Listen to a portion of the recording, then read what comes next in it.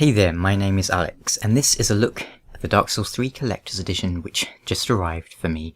But first, let's have a look at this box. This is the box that the press kit came in, the review copy of the game. It's a wooden box and it had two little A4 posters inside, which are not in there anymore because I took them out. Some people thought this was worth a lot of money, and I had a look on eBay, and there are some on eBay selling for a lot, but you're not supposed to sell them, and I'm not going to sell mine. And honestly, a wooden box like that you can get for £10 on Amazon anyway. So back to the actual collector's edition. First off, we have this little mini Prima starter guide, which has a couple of different languages in.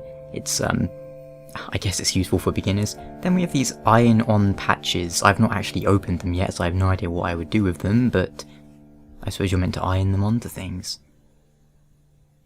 It's a bonfire one as well as the Praise the Sun one. But here's the most interesting thing, the art book. So the other Dark Souls Collector's Editions also came with art books, but none of them were as big or as nice looking as this one.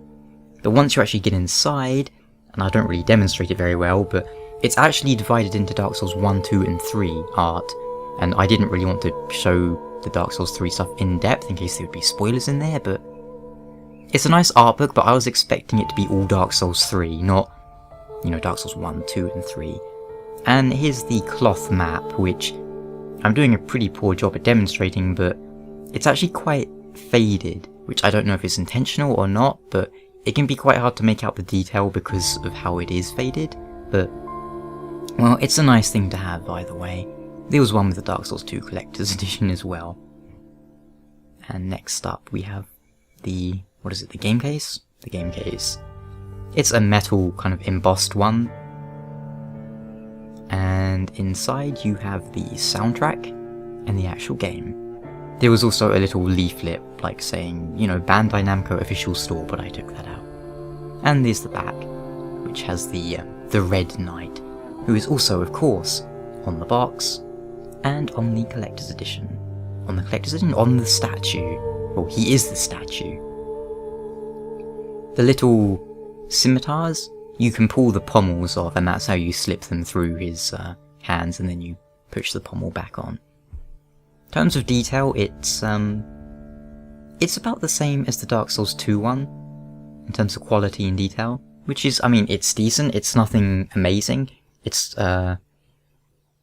it looks nice enough if you ask me, but I'm honestly not an expert on figurines and stuff. I've got a few, and I will say that this hasn't fallen apart, which I guess is a good thing. But just for the sake of comparison, here it is compared to the Wherein Knight from Dark Souls 2, which I had to go and pick up off my shelf. You can see it's about the same sort of size. Wherein Knight obviously somewhat bulkier. But hey, that's the Collector's Edition.